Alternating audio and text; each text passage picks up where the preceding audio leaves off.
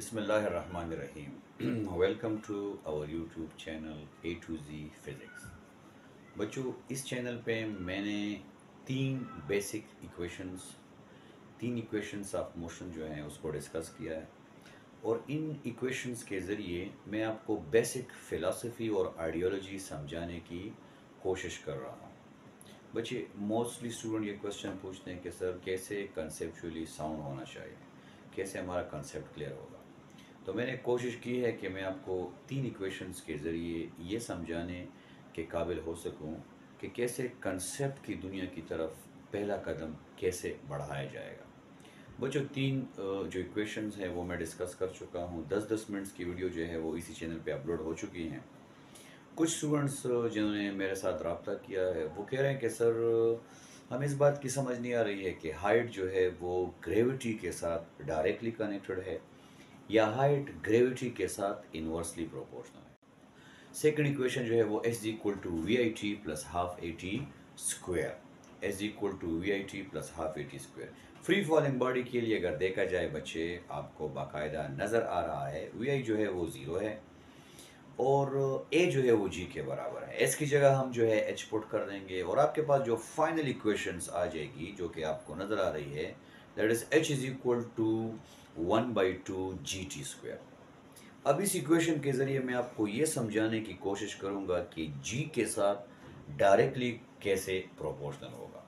मैं एनिमेशन के ज़रिए पहले चांद का सफ़र करूँगा और फिर एनिमेशन के ज़रिए हम ज़मीन पे दोबारा आएंगे और यह डिस्कस करेंगे कि क्यों जी के साथ डायरेक्ट है और क्यों जी के साथ रिवर्स।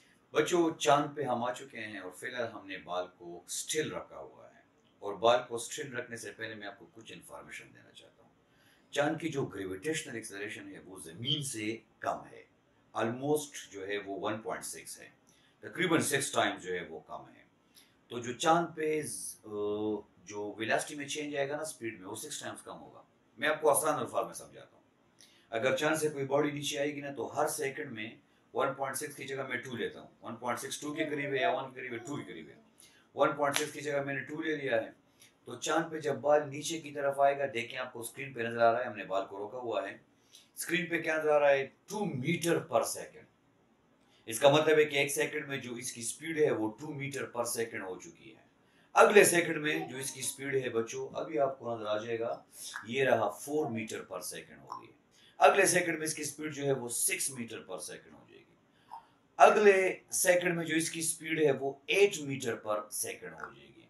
इसका मतलब है कि हर सेकंड में जो इजाफा हो रहा है वो 2 मीटर पर सेकंड का हो रहा है।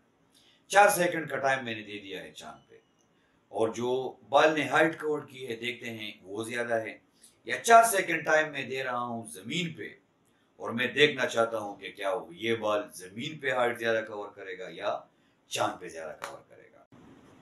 अच्छा बच्चों, अब हम आ चुके हैं ज़मीन पे। बच्चों, एक बात याद रखें, 4 सेकंड का टाइम मैंने दिया चांद पे, 4 सेकंड का टाइम मैंने दिया ज़मीन पे। मैंने दोनों जगह पे टाइम को इक्वल रखा और मैं देखना चाहता हूँ कि कहाँ पे हाइट ज़्यादा कवर होगा। जो फार्मूला है मैथमेटिकली, उसमें हाइट का जी के साथ डायरेक्ट रिलेशन है, लेकिन टाइम जब कांस्टेंट होगा, टाइम कांस्टेंट होगा तो हाइट का जी के साथ डायरेक्ट रिलेशन है। हमने चांद का सफ़र किया, चांद पे जी की वैल्यू कम थी, तो वहाँ पे 4 सेकंड में जो बॉडी की वेलोसिटी है वो 2, फिर 4, फिर 6, फिर 8 मीटर पर सेकंड हो गई है। तो 8 मीटर पर सेकंड में कितनी हाइट कवर होगी हमने इमेजिन कर लिया है। अब हम ज़मीन पे आ गए हैं। ज़मीन पे जो ग्रेविटी है वो ऑलरेडी लेक्चर में एक्सप्लेन कर चुका हूँ। बाल जैसे ही नीचे की तरफ आएगा तो हर सेकंड में जो बाल की स्पीड में इजाफा होगा वो 10 मीटर पर सेकंड होगा।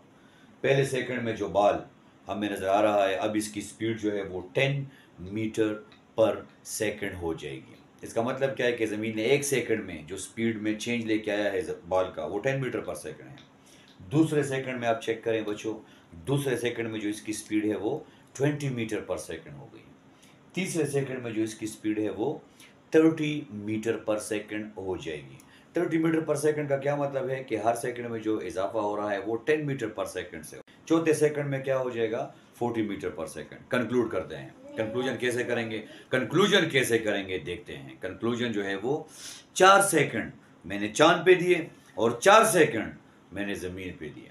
तो 4 सेकंड में चाँद पे जो स्पीड में चेंज है वो 8 मीटर पर सेकंड तक आया है, और ज़मीन पे जो स्पीड है वो 40 मीटर पर सेकंड तक आया है। तो अगर 4 सेकंड में एक गाड़ी, मैं आसान सी मिसाल देता हूँ, 4 सेकंड में एक गाड़ी 8 किलोमीटर पर आवर तक आ गई है, और 4 सेकंड में दूसरी गाड़ी 40 किलोमीटर पर आवर तक गई है, कौन डिस्टेंस ज़्यादा कवर करेगा? 40 किलोमीटर पर आवर वाला। इसका मतलब है जहाँ पे ग्रेविटी ज़्यादा होगी वहाँ पे डिस्टेंस ज़्यादा होगा, जहाँ पे ग्रेविटी ज़्यादा होगी वहाँ पे हाइट ज़्यादा होगा। बच्चों, ये वो मिसाल है जिसमें हाइट का ग्रेविटी के साथ डायरेक्ट रिलेशन है।